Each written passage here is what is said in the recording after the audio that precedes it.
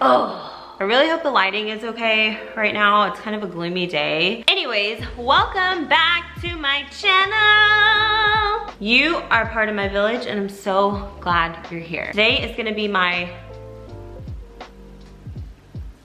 17 week pregnancy update. I am 18 weeks and 5 days today, so I'm like 5 days late on filming this, but I'm gonna update you on my full 16th and 17th week. So without further ado, let's just get started. So week 16, we actually went to Austin, Texas for my birthday. It was so much fun. It was much needed. I got my first prenatal massage. I'm okay. It was so relaxing. We just got to like relax, chill, have good food. We went to the pool, we got massages. It was so awesome. We even like rented little scooters and we rode scooters all around Austin, which I did get punished by a few of my family members because turns out that is not the safest thing to do while you're pregnant, is ride scooters throughout the city. They were electronic scooters, so. But I survived it.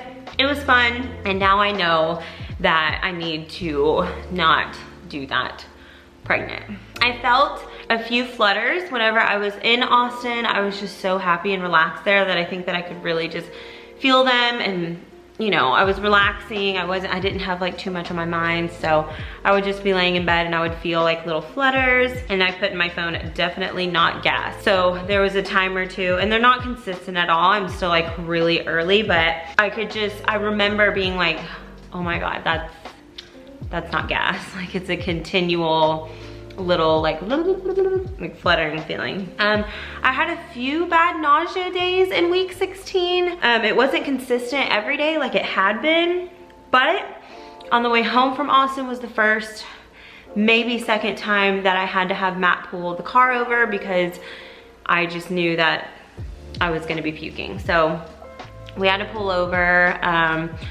I got water, I like got out of the car and like just got my bearings right. So that drive home was not fun at all. I happened to be really, really sick that day.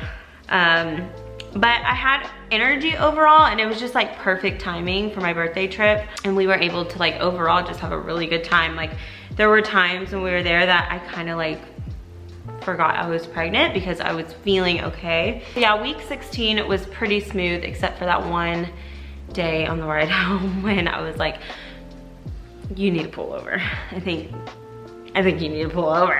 And then week 17, I put appetite picked up for just a few days, but now I'm back to normal.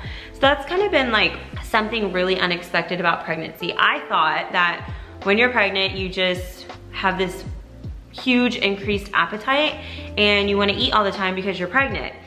And I haven't experienced increased appetite yet, which is crazy that I'm about to be 19 weeks and I haven't really experienced me having any different appetite than what my normal appetite is not pregnant. So that's really surprising to me. I know that people can say like later in your second trimester and especially third trimester when the baby's like bigger and you just like start consuming more, they're growing more.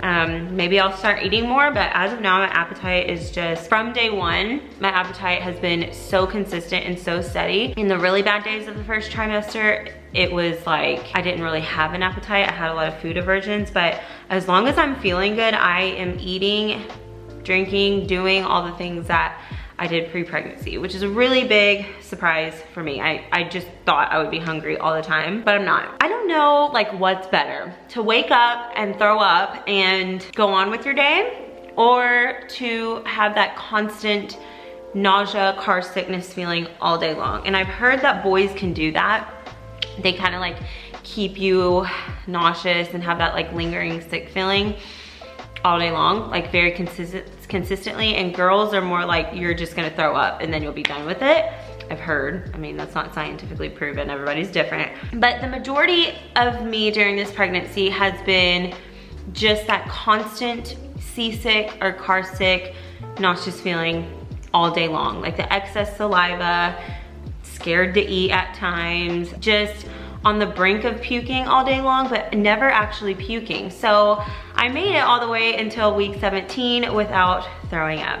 And I threw up for the first time in week 17. What triggered it though was brushing my teeth. So brushing my teeth in this pregnancy has been really difficult. I mean, I literally like gagged the whole time, and I knew it was like bound to happen because every time I brushed my teeth, like every day, I just have to like sit there and like swallow a couple times and just push everything back down. But for some reason on this particular day, I was a little bit more nauseous than usual.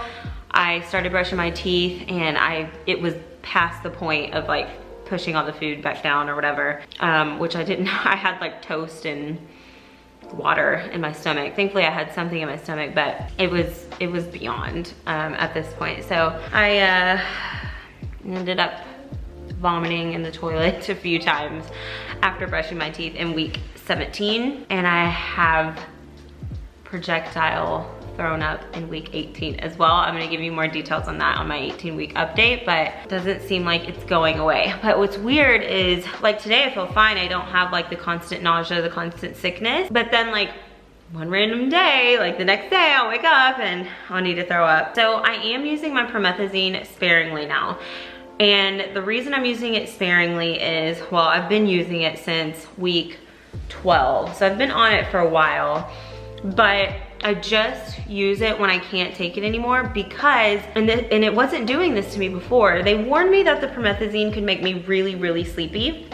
And so I decided to try it, and if it was gonna make me like really sleepy, then I would switch to something else like Zofran. And so I got the promethazine, and I never felt like super sleepy when I took it. And everybody I've talked to is like, oh my God, the promethazine just makes you beyond tired. I never felt that way until I got in my 17th week. I noticed that I would take my promethazine and I would be in like a 3-hour deep sleep after it started working, like after it set in. So that was really weird for me, and I was like, okay, this is what everyone's been talking about. I don't like to feel that way. I'm not a napper throughout the day, and the reason that I don't like that is because I am like when I nap, I have anxiety about napping the entire time, so I don't get rest. I'm like trying, like I'm like, I need to wake up, I need to do things, I need to be productive. I cannot have a peaceful rest. So it is absolute torture for me to have to nap or sleep,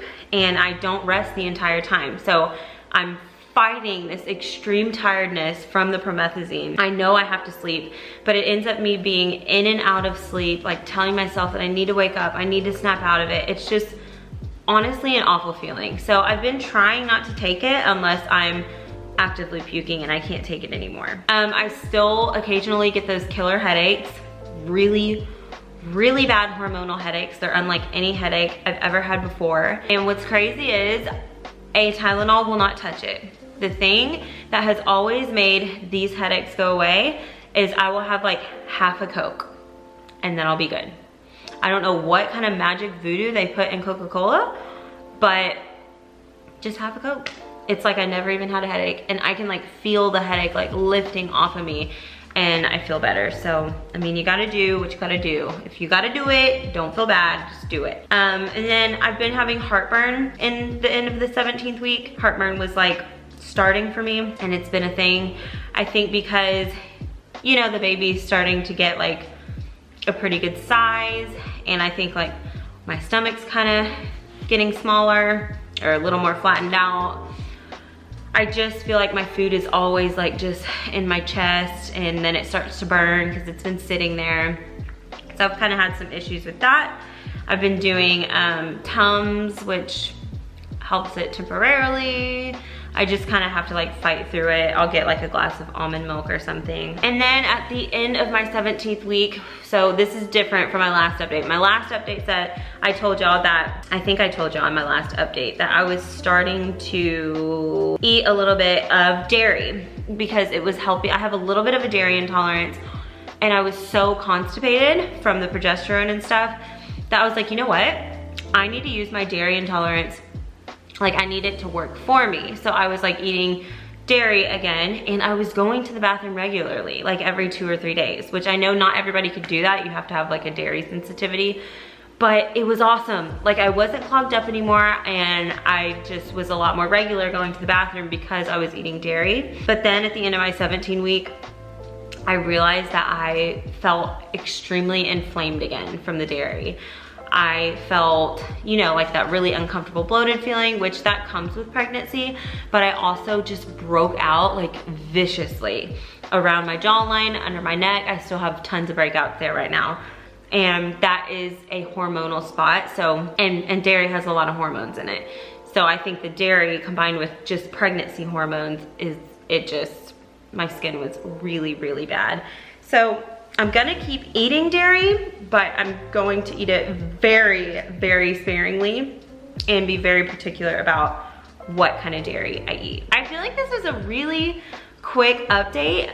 There wasn't anything really huge in my 16th and 17th week other than I puked for the first time, and that was not fun, but everything's going pretty smooth so far. I've had a pretty uneventful pregnancy, and I feel so blessed and so lucky for that, because whenever you go through infertility or miscarriage, or you know, have to go through IVF to get pregnant, I think you just assume that it's gonna be rough.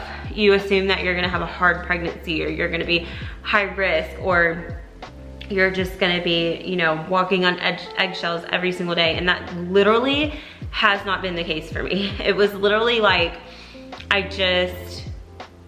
getting pregnant was the hardest part. And then being pregnant just feels awesome. I mean, I'm nauseous all the time, but nothing physically has been scary or alarming. So I feel really, really, really, really freaking lucky for that. That was unexpected. I definitely expected me to have a very rocky pregnancy, and it has been ridiculously smooth. Like every checkup that I've gone to has been A++ with me and the baby, which is just such a blessing. And by the way, we had our 18-week anatomy scan the day that I turned 18 weeks. So we went and did the anatomy scan, and I have so many pictures to show y'all of this baby boy. Oh, it's crazy. It's literally crazy. The anatomy scan was so great, but I am gonna save all the details and all the pictures of the anatomy scan for my 18 and 19 week pregnancy update. So if you're not subscribed to my channel, make sure you subscribe. I do these updates every 2 weeks. And before I go, we're gonna do a bump shot. And I'm really bumping today. Like, today's a bumpy day. Sometimes it's really flat. It just depends on where he is in my stomach, but today's a really bumpy day. So I'm excited to do this update whenever I have like, where it looks like an actual bump. All right, are you ready to see the bump? So it's my shirt. That's a good size bump there, guys. And then this is in my leggings. I feel like that's a bump. I did just have like a pretty big lunch, but I mean, it's very hard. So I know that that's the bumpy. And here's the front. I feel like you can like really see it in these shiny leather leggings, but y'all look. This is so awesome. Really exciting. Okay guys, that is it for this pregnancy update and this video. Make sure you give it a like if you liked it. Thank you for watching this one. Subscribe and join our village. I would love to have you, and I'll see you in the next video. Bye. I'll be there if you reach out to me.